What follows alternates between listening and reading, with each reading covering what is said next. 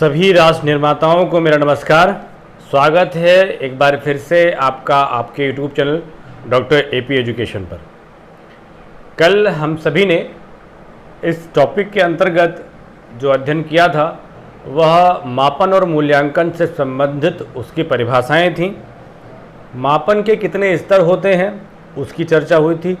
यदि आपने पार्ट 1 नहीं देखा है इस वीडियो का तो उसको भी देख लीजिए।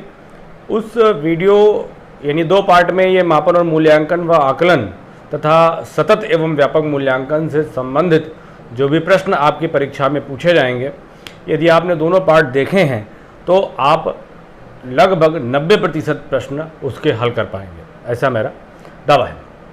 तो चलिए बिना समय गवाए हम आज अपना दूसरा पार्ट पढ़ते हैं। तो मूल्यांकन की परिभाषाओं से हमने इस बात को कंप्लीट किया था और देखा था कि आखिर मूल्यांकन क्या होता है कि मूल्यों को अंक देना, यानी मूल्य कोई भी जो मापन से हमें अंक प्राप्त हुए हैं, मापन था हमारे पास और मापन का अर्थ था कि किसी भी व्यक्ति की, चूँकि भौतिक विज्ञान का शब्द है, इसको हम अपने शिक्षा मनोविज्ञान में या शिक्षा शास्त्र में प्रयोग करते हैं। इस दृष्टि से हम कहें तो हमारे लिए तो बालक है मापने मेजरमेंट की यूनिट। तो बालक के योग्यताओं और विशेषताओं को हमने अंक दिया, वो हो गया मापन। अब मूल्यांकन क्या था? जो अंक दिया था वो अंक किस बात को प्रदर्शित कर रहे हैं या वो अंक कितना मूल्यवान है, यानी मूल्यों का जो अंकन बाद में हम करेंगे। जो हमें मापन से जो हमें अंक प्राप्त हुआ है वह अंक क्या कहता है, उसका क्या वैल्यू है, उसकी क्या वैल्यू है, इसको हमने मूल्यांकन कहा था। जैसे आपको मैंने एक उदाहरण से समझाया था कि मार्कशीट में अगर आपको 600 में 450 नंबर मिले हैं तो वो मूल्य वो जो अंक आपको प्राप्त हुआ है उस अंक की वैल्यू क्या है, उस अंक का मूल्य क्या है, यानी वो फर्स्ट क्लास है। ऐसा ही मूल्यांकन करना आपका कहलाता है। मूल्यांकन को हम लोगों ने कल समझा था। एक ये परिभाषा कॉर्न बैग की है जो लगभग 3 बार लगातार आपके डीएलएड की परीक्षा में पूछी गई है और सीटेट के भी परीक्षा में आई हुई है। तो जरा सा इसको भी पढ़ लेते हैं, फिर आगे बढ़ते हैं आकलन की ओर। कॉर्नबैग ने कहा कि मूल्यांकन वह प्रक्रिया है जिसके द्वारा शिक्षक एवं छात्र यह निर्णय करते हैं कि शिक्षण लक्ष्यों को प्राप्त किया जा रहा है या नहीं। जो भी हमारा मूल्यांकन, जो हमारा कार्य चलता रहता है असेसमेंट का, वो हमें ये बताता रहता है शिक्षक को भी छात्रों को भी कि मेरी उन्नति या मैं किस स्तर तक अपने ज्ञान को प्राप्त कर पा रहा हूँ। ये बात कहने वाले कॉर्नबैग साहब थे। ठीक है, तो चलिए आगे बढ़ते हैं। मूल्यांकन कितने प्रकार के होते हैं ये जो हम अपने बारे में पता लगाएंगे कि हम अपनी प्रगति और प्रतिपुष्टि यानी फीडबैक के बारे में जो जानकारी प्राप्त करते हैं वह कैसे कैसे प्राप्त होती है, इसके बारे में आगे जानेंगे। और एक और शब्द प्रयोग होता है आकलन। परीक्षा में पूछा भी गया है आकलन क्या है, निम्नलिखित में से आप किसे आकलन कहेंगे। तो आकलन क्या है? ये सभी प्रक्रियाएं, जो भी प्रक्रिया आप बालक के लिए अरेंज करते हैं उसकी योग्यता को जांचने के लिए, वह आकलन कहलाती है। छात्रों के प्रदर्शन के बारे में जानकारी प्राप्त करने के लिए इस्तेमाल की जाने वाली प्रक्रियाएं, जहां कहीं प्रोसेस आ जाएगा, प्रक्रियाएं आ जाएंगी, वो आपका आकलन होगा। जो भी प्रक्रिया आप अपना रहे हैं, कोई यूनिट टेस्ट कर रहे हैं, कोई आप मौखिक परीक्षा ले रहे हैं, ये सभी जो प्रक्रियाएं आयोजित कर रहे हैं वह आकलन ही कहलाता है, असेसमेंट ही कहलाता है। इसका और किससे क्लोज रिलेशन है वो हम लोग आगे पढ़ने वाले हैं। तो आगे बढ़ें तो वैसे तो अगर आप डीएलएड का सिलेबस देखें तो मूल्यांकन के जो प्रकार हैं उन्होंने 2 प्रकार से रखा था, निर्माणात्मक मूल्यांकन और योगात्मक मूल्यांकन। परंतु इतने ही 2 प्रकार के मूल्यांकन को पढ़ लेने भर से आपका काम चलने वाला नहीं है। परीक्षा की दृष्टि से आपको लगभग 4 प्रकार के मूल्यांकन पढ़ने पड़ेंगे। तो आगे बात करें, जो ये मूल्यों को अंक देने की प्रक्रिया है, इस निर्देश के आधार पर यानी निर्देश के सोपानों के आधार पर मूल्यांकन 4 प्रकार के बताए गए हैं। कितने प्रकार के बताए गए हैं? 4 प्रकार के बताए गए हैं। पहला स्थानन मूल्यांकन, जिसे इंग्लिश में प्लेसमेंट इवैल्यूएशन कहते हैं। दूसरा निर्माणात्मक या रचनात्मक मूल्यांकन, जिसे हम फॉर्मेटिव इवैल्यूएशन कहते हैं। तीसरा हमारा है नैदानिक मूल्यांकन, जिसे हम डायग्नोस्टिक इवैल्यूएशन कहते हैं। और चौथा हमारा समेटिव योगात्मक या इसे अंतिम मूल्यांकन भी कहते हैं। तो योगात्मक मूल्यांकन को समेटिव इवैल्यूएशन भी कहा जाता है। आइए देखते हैं स्थानन का मतलब क्या है, निर्माणात्मक का मतलब क्या है, नैदानिक का मतलब क्या है और योगात्मक का तात्पर्य क्या है। तो आप ये समझिए कि ये सारी प्रक्रियाएं किसके लिए हो रही हैं, एक इंटरेक्टिव क्लासरूम के लिए, एक अंतःक्रियात्मक शिक्षण प्रक्रिया चलती रहे, इस सभी उद्देश्यों की प्राप्ति के लिए सारे कार्य हो रहे हैं। तो सबसे पहले छात्र जब आता है और आप उसे पढ़ाना प्रारंभ करते हैं तो सबसे पहला काम आप क्या करते हैं, जब आपने पाठ्य योजना बनाई होगी, लेसन प्लान बनाया होगा, तो उसमें भी जो आपका पहला कौशल है वो क्या था। सबसे पहला कौशल प्रस्तावना कौशल था, जिसमें आप अपनी बात रखते हैं और बच्चों के पूर्व ज्ञान का पता लगाते हैं। पहला काम ये तो करते हैं। तो इसी आधार पर हमारा आगे का कंटेंट आधारित होता है। तो जो मूल्यांकन सबसे पहले यह छात्रों के उस ज्ञान और कौशल को निर्धारित करता है जो शिक्षण के शुरुआत में आवश्यक होते हैं। जो पढ़ाने से पहले आवश्यक है कि छात्रों का आईक्यू लेवल क्या है, ये कितना पढ़ कर के आए हैं, ये जानने की जो प्रक्रिया है उसे प्लेसमेंट इवैल्यूएशन या स्थानन मूल्यांकन कहते हैं। देखिए, प्लेसमेंट शब्द सुनकर आपको नौकरी वाला ध्यान आ रहा होगा कि प्लेसमेंट होता है तो किसी में इंटरव्यू होता है। तो इंटरव्यू में भी क्या करते हैं, इंटरव्यू में भी आपके वर्तमान ज्ञान की जानकारी ली जाती है। प्लेसमेंट जब भी आपका होता है कहीं किसी कंपनी में, तो भी जो पैनल होता है वो आपके पूर्व ज्ञान का या वर्तमान ज्ञान की जांच करके तभी आपको अपने यहाँ कार्य के लिए अनुमति देता है। तो इसी आधार पर हम जब एक शिक्षक पढ़ाना प्रारंभ करेगा तो वो अपने छात्रों के वास्तविक ज्ञान की जानकारी प्राप्त करेगा और अध्ययन प्रारंभ करेगा। तो ये पहले प्रकार का मूल्यांकन जो शिक्षण प्रक्रिया से पूर्व हुआ है उसे हम स्थानन मूल्यांकन कहते हैं।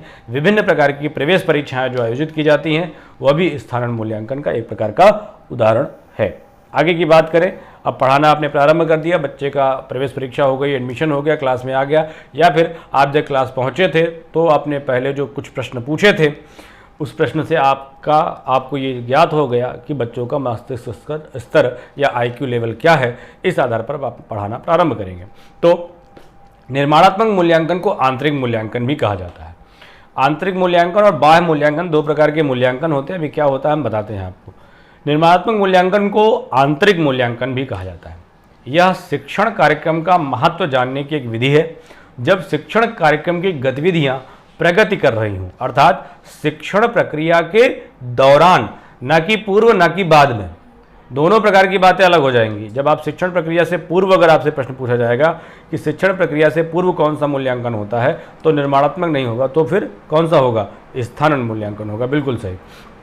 जब शिक्षण प्रक्रिया प्रारंभ हो गई और ये वर्ष भर चलेगी, वर्ष के अंत में परीक्षा होगी, तो यहाँ पर बीच बीच में शिक्षण प्रक्रिया के दौरान हम क्या करेंगे, बालक जो आपने शिक्षण उद्देश्य बनाए हैं, आप उनको वर्णमाला पढ़ा रहे हैं, आप उनको गणित पढ़ा रहे हैं, तो इन सभी उद्देश्यों की जानकारी के लिए आप 7 दिन बाद परीक्षा कराएंगे, आप 15 दिन बाद परीक्षा कराएंगे, यूनिट टेस्ट कराएंगे। ये सारी जो प्रक्रियाएं होंगी, ये आप इससे क्या होगा, निर्माणात्मक मूल्यांकन। इसका फ़ायदा कैसे होता है, इसका प्रयोग इसलिए करते हैं, ये प्रक्रिया इसलिए अपनाई जाती है। मान लीजिए शिक्षक ने कोई पाठ पढ़ाया और वो पाठ पढ़ाते समय कोई बात बच्चों को नहीं समझ में आई और बात घर कर गई। अगर पूर्व से ही परीक्षा ले ली गई और वो बच्चे गलत कर रहे हैं, एक उदाहरण छोटा सा मैं आपको प्रस्तुत करूं। मैं अपना कि डीएलएड आपका जब जो बच्चे थे 4th सेमेस्टर में, जब वो 3rd सेमेस्टर में 2nd सेमेस्टर में थे, यानी बैच 2017 का, डीएलएड 2017 का जब बैच था, उसको जब मैं प्रारंभिक शिक्षा के नवीन प्रयास पढ़ा रहा था, तो उसमें से जब मैंने टेस्ट लिया तो मैंने पूछा था भारतीय शिक्षा आयोग के बारे में, यानी हंटर कमीशन के बारे में। अधिकतर बच्चों ने उसका उत्तर दिया राष्ट्रीय शिक्षा आयोग, कोठारी आयोग, कोठारी आयोग, कोठारी आयोग। लगभग 90% बच्चों ने इसका उत्तर दिया। यदि जब मैंने कॉपी चेक की, देखा, तो उनको अगली क्लास में मैंने उनको समझाया कि भारतीय और राष्ट्रीय में क्या अंतर है। तो अगर यही बात बच्चों की परीक्षा में ये प्रश्न आया होता और सेमेस्टर एग्जाम में उन्होंने ये गलत किया होता तो 90% बच्चों का प्रश्न गलत होता। इसी उद्देश्य की पूर्ति के लिए निर्माणात्मक मूल्यांकन कराए जाते हैं, जिससे छात्रों की स्थिति क्या है, शिक्षक भी जान लेता है कि मैंने जो पढ़ाया है क्या वो बच्चों को समझ में आया, और छात्रों को भी ये पता चल जाता है कि जो मैंने पढ़ा वो क्या उपयोगी रहा या नहीं। ठीक है, तो ये निर्माणात्मक मूल्यांकन है जो शिक्षण प्रक्रिया के साथ साथ चलता रहेगा।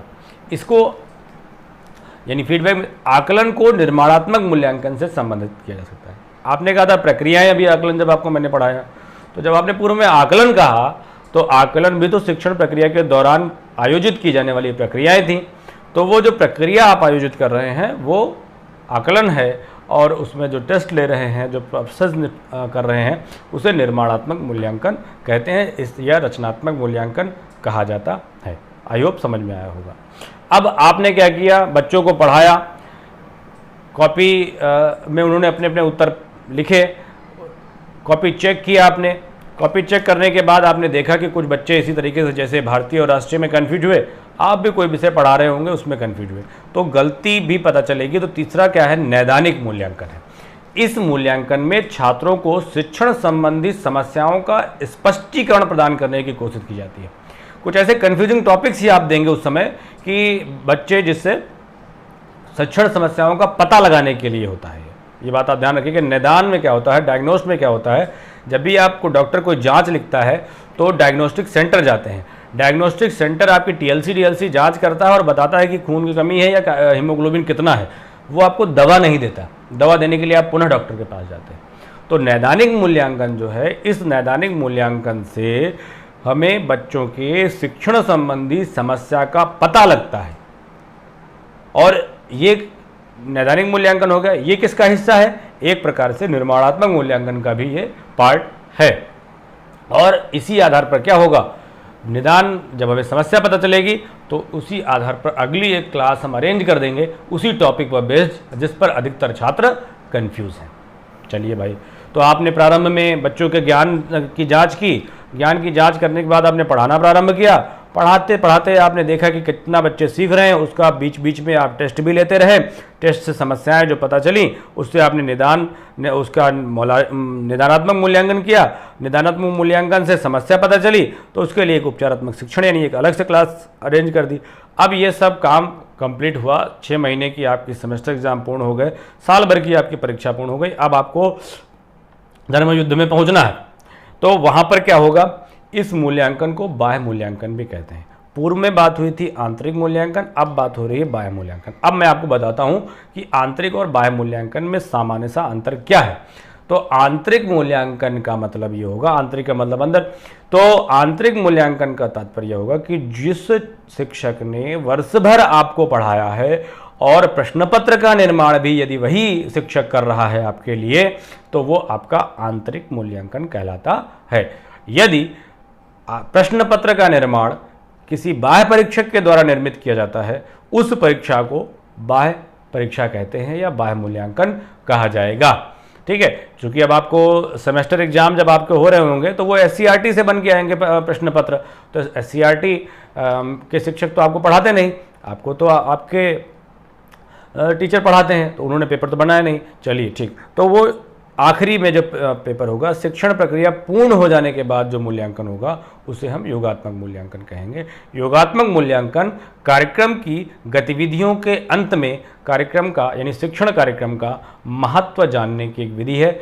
यह मूल्यांकन परिणाम पर केंद्रित होता है। कितना नंबर पाए तुम बेटा, तो कितने नंबर पास हुए कि फेल हुए कि बैक लगी, इस पर यह आधारित होता है। तो आपने 4 प्रकार के मूल्यांकन पढ़े, स्थानन मूल्यांकन, निर्माणात्मक मूल्यांकन, नैदानिक मूल्यांकन और आखिरी जो है आपका योगात्मक मूल्यांकन। इन 4 प्रकार के मूल्यांकन में सारे प्रकार के मूल्यांकन निहित हैं, चाहे वो आंतरिक हो चाहे वो बाह्य हो। अभी सीटेट के दृष्टिकोण से या परीक्षा के दृष्टिकोण से हम बात करें तो 3 प्रकार के और मूल्यांकन होंगे, सीखने का मूल्यांकन, सीखने के लिए मूल्यांकन और सीखना मूल्यांकन के रूप में। ये 3 कन्फ्यूजिंग पॉइंट हैं। अगर ये 4 आपको पता है कि एक मूल्यांकन शिक्षण प्रक्रिया से पहले होगा, एक मूल्यांकन शिक्षण प्रक्रिया के दौरान होगा, दूसरा भी नैदानिक मूल्यांकन भी शिक्षण प्रक्रिया के दौरान ही चलेगा, लेकिन उसकी विशेषता ये है कि वह शिक्षण संबंधी किसी समस्या पर आधारित होगा, उससे हमें समस्या पता चलेगी, तो वो तीसरा प्रकार का मूल्यांकन होगा। चौथा आपका अंतिम या समेटिव इवैल्यूएशन है, जो वर्ष अंत में परीक्षाएं होती हैं। तो ये 4 प्रकार के मूल्यांकन आप ध्यान से रखिएगा, आगे सारे के सारे आपको बहुत आसानी से समझ में आ जाएंगे। अगला एक टर्म यूज होता है पोर्टफोलियो, पूछा गया है। तो पोर्टफोलियो क्या है, तो कहा गया कि a collection of student work in an area. थोड़ा सा हिंदी इंग्लिश दोनों को मैंने मिक्स किया है, आपको आसानी से समझ में आएगा। Collection of student work in an area showing growth, self reflection and achievement is known as portfolio. किसी एक पर्टिकुलर क्षेत्र में छात्रों के द्वारा किए गए सारे कार्य को शिक्षक क्या करता है, संचयी अभिलेख का नाम आपने सुना होगा, क्यूमुलेटिव रिकॉर्ड का नाम आपने सुना होगा। तो ऐसे ही पोर्टफोलियो बनाया जाता है कि जिसमें बच्चों के सभी वर्ष भर के रिकॉर्ड को मेंटेन किया जाता है और उसमें प्रगति और उसके अपना सेल्फ रिफ्लेक्शन, उसकी जो स्व व्यक्तिकरण जो हुआ है उन सभी और उसने क्या अचीवमेंट प्राप्त किया उन सब का डेटा उस एक पुस्तक में या एक रिकॉर्ड में मेंटेन किया जाता है, जिसे पोर्टफोलियो कहा जाता है। पूछा गया है परीक्षा में, इसलिए मैंने आपको बता दिया। अब आगे बात करते हैं मोस्ट कन्फ्यूजिंग, जिसमें अधिकतर छात्र कन्फ्यूज रहते हैं कि assessment of learning, for learning, as learning में क्या अंतर है। तो आपने अगर चारों मूल्यांकन अच्छे से पढ़े हैं तो ध्यान से थोड़ा सा समझ के इस पर केंद्रित करिएगा, आपको सीटेट का एक नंबर पक्का हो जाएगा। देखते हैं क्या है सीखने का मूल्यांकन। हिंदी में आएगा तो सीखने का मूल्यांकन, अंग्रेजी लिखी होगी तो असेसमेंट ऑफ लर्निंग होगा। क्या मतलब है इसका? The purpose of assessment of learning is usually summative and is mostly done at the end of the task और यूनिट ऑफ अ वर्क। इसका मतलब सीखने का मूल्यांकन कब होगा? Usually summative. समेटिव का मतलब योगात्मक मूल्यांकन। योगात्मक मूल्यांकन का मतलब कि जब पाठ्यक्रम पूर्ण हो जाएगा और आपके वर्ष अंत की परीक्षा ली जा रही होगी तो आपने कितना ज्ञान प्राप्त किया है, जो परिणामों पर आधारित होगा, उसी को सीखने का मूल्यांकन कहते हैं। वर्ष भर आपने क्या पढ़ा, उसका अंत में जो मूल्यांकन होगा, अंतिम मूल्यांकन जो होगा, वो सीखने का मूल्यांकन होगा। उदाहरण पढ़ते समय इन बातों को आप ध्यान में रखिएगा। समझ में आई बात आपको? अब दूसरा, सीखने के लिए मूल्यांकन, फॉर अगर लगा होगा या के लिए लगा होगा तो के लिए क्या है भाई? किसी के लिए कुछ लेकर जा रहे हो तो थोड़ा सा समय लगेगा, यानी किसी के लिए कुछ लेकर जाओगे तो क्या है, ये एक प्रक्रिया है। तो प्रक्रिया है तो कैसी है देखते हैं। Assessment for learning is particularly associated with formative and diagnostic method of evaluation. साफ साफ लिखा हुआ है कि जो ये सीखने के लिए मूल्यांकन है वो किससे संबंधित है? वो निर्माणात्मक मूल्यांकन से संबंधित है और नैदानिक मूल्यांकन से संबंधित है। प्रक्रिया की बात हुई कि नहीं हुई? तो प्रक्रिया तो दोनों ही प्रोसेस में चलती है, रचनात्मक मूल्यांकन में और नैदानिक मूल्यांकन में। आगे देखते हैं, assessment takes place during the teaching learning process. और बात एकदम कंप्लीट हो गई कि ये प्रक्रिया कब चलेगी? टीचिंग लर्निंग प्रोसेस यानी शिक्षण अधिगम प्रक्रिया के दौरान ये मूल्यांकन होगा, उसे सीखने के लिए मूल्यांकन कहेंगे। Learner become conscious about what is to be expected and the continuous feedback provide space for improvement.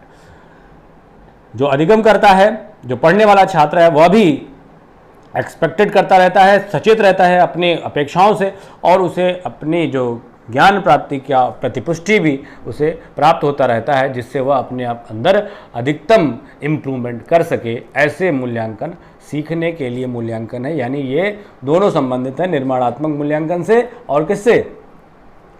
नैदानिक मूल्यांकन से संबंधित है। Teacher's role become significant in assessment for learning. बिल्कुल बात सही है कि शिक्षक का जो यहाँ पर रोल है वही मेन रोल है। इसे और एक नाम दिया गया है, विद्यालय आधारित मूल्यांकन भी कहा गया। परीक्षा में पूछा गया है, आपके सारी चीज़ें कन्फ्यूजन सारे क्लियर हो जाएंगे, बहुत शांति से आप पढ़ते रहिए।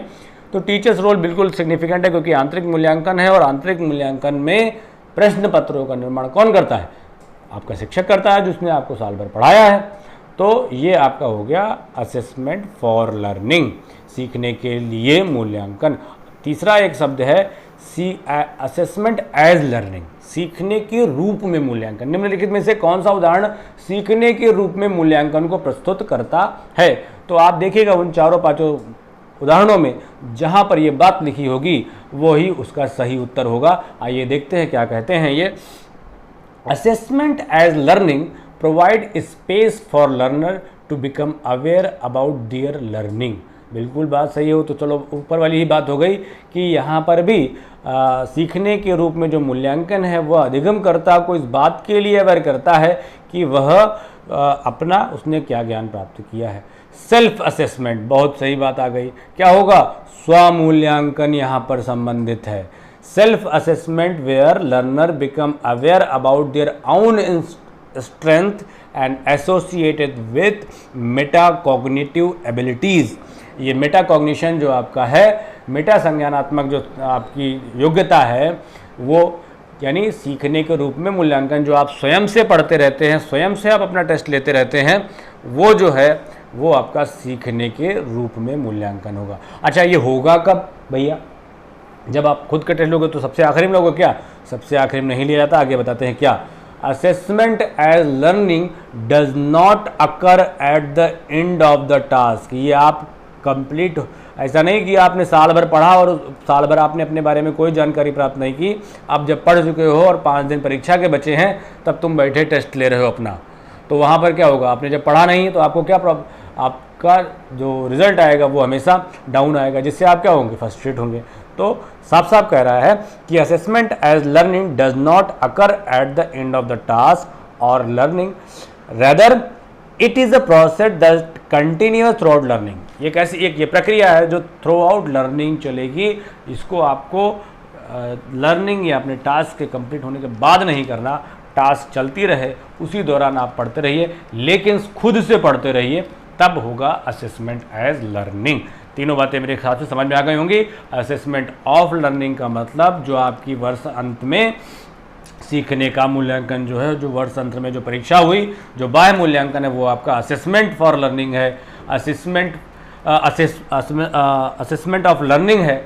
दूसरा असेसमेंट फॉर लर्निंग जो है वो फॉर्मेटिव और डायग्नोस्टिक इवैल्यूएशन से संबंधित है, जो शिक्षण प्रक्रिया के दौरान चलेगा। और तीसरा असेसमेंट एज लर्निंग है, ये भी शिक्षण अधिगम प्रक्रिया चलने के दौरान ही चलना चाहिए, अंत में करेंगे तो फल नहीं देगा, परंतु ये संबंधित किससे है? या छात्र के स्वमूल्यांकन या मेटाकॉग्निशन एबिलिटी, यानी उसने स्वयं में कितना ज्ञान प्राप्त किया, इसकी जानकारी के लिए ये असेसमेंट कराया जाता है। बात समझ में आ रही है आप लोगों को? चलिए, वीडियो थोड़ा लंबा जरूर हो रहा है, लेकिन आज आपका ये टॉपिक कंप्लीट हो जाएगा। आगे देखें क्या कहता है। विद्यालय आधारित मूल्यांकन से भी प्रश्न पूछे गए हैं। तो निम्नलिखित में से कौन सा विद्यालय आधारित मूल्यांकन का उदाहरण है? तो स्कूल बेस्ड इवैल्यूएशन भी क्या है? एक प्रकार का निर्माणात्मक मूल्यांकन ही है, और इसमें भी शिक्षक का स्वामित्व होता है। थोड़ा सा ध्यान से समझ लीजिए, क्योंकि इससे जो मेन लाइनें हैं उसको ही मैंने आपके लिए प्रस्तुत किया। यह शिक्षण अधिगम प्रक्रिया के दौरान होगा। आकलन या मूल्यांकन के सभी पहलू और घटक किसके द्वारा तय किए जाएंगे? शिक्षक द्वारा तय किए जाएंगे। अर्थात व्यवस्था का स्वामित्व, ये एग्जैक्ट लाइन परीक्षा में पूछी गई थी, अर्थात व्यवस्था का स्वामित्व शिक्षक के पास होता है। निम्नलिखित में से कौन सा है जिसमें आपको लिखा होगा कि व्यवस्था का स्वामित्व शिक्षक के पास है और ये शिक्षण प्रक्रिया के दौरान चल रही है? तो ये भी एक प्रकार का विद्यालय आधारित मूल्यांकन होगा, जिसके बारे में सर्वप्रथम 1978 में इसका प्रयोग हांगकांग में किया गया। तो यानी आंतरिक की जब बात हो रही है तो इस प्रकार का आकलन उन्हीं शिक्षकों के माध्यम से होगा जिन्होंने पूरे वर्ष विद्यार्थियों को पढ़ाया है। ये भी एक प्रकार की विशेषता है। दूसरा, ये आंतरिक होगा, और दूसरा क्या होगा? इसमें विद्यालय के शिक्षक का स्वामित्व होगा। ये भी विद्यालय आधारित मूल्यांकन का एक प्रकार का उदाहरण है। आप ध्यान से समझिएगा, थोड़ा सा कंटेंट ज़्यादा हो रहे हैं, लेकिन ध्यान आप लिखते चलिए और एक बार देखिएगा और थोड़ा सा आँख बंद करके एक बार रिवीजन मारिएगा, पूरा समझ में आ जाएगा। आगे देखते हैं सतत और व्यापक मूल्यांकन। एक अवधारणा आई है, उसको समझते हैं। आई कि अब तो इसका भी काम खत्म होने वाला है, ये भी पुरानी हो गई। क्या है देखते हैं, फिर भी परीक्षा में आपसे पूछी जाती है। सतत एवं व्यापक मूल्यांकन, continuous and complete evaluation, comprehensive evaluation, ठीक है। CCE बेस्ड पैटर्न पुस्तकें होती हैं, उस पर छोटा किनारे लिखा होता है। सतत एवं व्यापक मूल्यांकन भारत के स्कूलों में मूल्यांकन के लिए लागू की गई एक नई नीति है, जिसे 2009 से प्रारंभ किया गया। 2009 में जरूर इसे प्रारंभ किया गया, लेकिन इसके बारे में आंतरिक और व्यापक मूल्यांकन के बारे में कोठारी आयोग से ही सुझाव देना प्रस्तुत कर चुके हैं। कोठारी आयोग ने इसका सुझाव दिया, राष्ट्रीय शिक्षा नीति ने इसका सुझाव दिया। 92 में जब संशोधन हुआ तब भी सतत और व्यापक मूल्यांकन को एक्सेप्ट करने की बात कही गई, लेकिन ये जब चालू हुआ तब की बात बताई जा रही है। 2009 से इसे प्रयोग करना प्रारंभ कर दिया गया। क्या था? भारत के मानव संसाधन विकास मंत्रालय व केंद्रीय माध्यमिक शिक्षा बोर्ड यानी CBSE ने विद्यालयी शिक्षा के क्षेत्र में सुधार लाने के लिए 20 सितंबर 2009 को यह घोषणा की कि सतत एवं व्यापक मूल्यांकन को थोड़ा सा सुदृढ़ करेंगे और आने वाले अक्टूबर 2009 से कक्षा 9 के लिए सभी संबद्ध विद्यालयों में इसे प्रयोग किया जाएगा। तो ये हो गई सतत और मूल्यांकन कब से विद्यालयों में आया है और किसने इसे लागू किया। तो किसने इसे लागू किया? मानव संसाधन विकास मंत्रालय और CBSE ने। ये प्रश्न पूछा गया है आपके, इसलिए मैंने अलग से जोड़ा है। अब देखें सतत और व्यापक मूल्यांकन आखिर है क्या। तो सतत और व्यापक दो शब्दों का प्रयोग हो रहा है, तो दोनों शब्दों को समझते हैं। सतत मूल्यांकन का मतलब क्या है भाई? तो सतत का माने कंटिन्यूअस यानी प्रक्रिया। तो छात्रों के विद्यालय आधारित मूल्यांकन की प्रणाली जिसमें छात्र के विकास के सभी पक्ष सम्मिलित हों तथा जो शिक्षण अधिगम प्रक्रिया के साथ साथ चलती रहे, जिससे छात्रों के अनुभव एवं व्यवहारों में होने वाले परिवर्तन का लगातार मूल्यांकन होता रहता है। ये सभी आप पूर्व में पढ़ चुके तीनों प्रकार के जो मूल्यांकन आपने पढ़े हैं वो सतत मूल्यांकन के उदाहरण हैं। रचनात्मक मूल्यांकन आपने पढ़ा, निदानात्मक मूल्यांकन भी इसी का हिस्सा है, और आखिरी जो संकलनात्मक या अंतिम मूल्यांकन है वो भी सतत मूल्यांकन का एक पार्ट है। अगर आपने चारों वो मूल्यांकन ध्यान से समझे हैं तो आपको किसी प्रकार के किसी अन्य मूल्यांकन के बारे में बार बार मूल्यांकन शब्द आएगा, अलग अलग शब्दों के साथ इसका प्रयोग किया जाएगा, लेकिन आपने अगर चारों मूल्यांकन को समझा है तो आपको किसी भी प्रकार के मूल्यांकन को समझने में कोई कठिनाई नहीं आएगी। आगे बात करें, कंप्लीट होने वाला है वीडियो। व्यापक दूसरा शब्द प्रयोग हुआ है। व्यापक मूल्यांकन में क्या है कि छात्रों के ज्ञानात्मक, भावात्मक एवं क्रियात्मक तीनों पक्षों का पूर्ण और व्यापक आकलन किया जाएगा। मतलब शिक्षा से संबंधित जो योग्यताएं हैं वो भी, और गैर शैक्षिक क्षेत्रों से संबंधित जो व्यवहारों की प्रगति है उसके निर्धारण के लिए भी व्यापक मूल्यांकन होगा।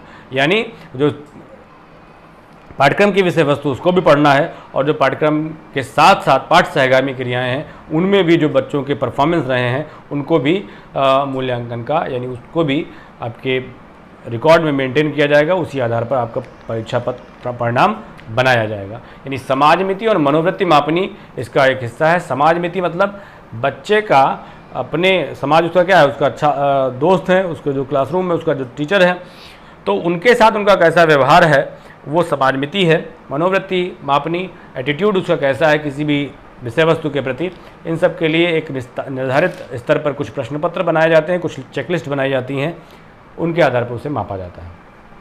तो ये हो गया सतत और व्यापक मूल्यांकन 2009 से चल रहा है। आगे ये सोपान कौन कौन से पूछे गए हैं इनकी चर्चा मैंने पूर्व में भी की है जब मूल्यांकन आपको मैंने पढ़ाया था। तो सबसे पहले कोई भी मूल्यांकन करने से पहले आप शिक्षण उद्देश्यों का निर्धारण करते हैं और उसके बाद उसी आधार पर पढ़ाना प्रारंभ करते हैं और उसके आधार पर टेस्ट लेते हैं। तो ये 3 पार्ट हैं। त्रिकोण में आपको इसे त्रिकोण भी कहा गया है। सतत और व्यापक मूल्यांकन के त्रिकोण में कौन कौन सम्मिलित है? तो उद्देश्यों का निर्धारण, अधिगम अनुभव और मूल्यांकन या मूल्यांकन प्रविधि। कल मैंने आपको इसके बारे में बताया था।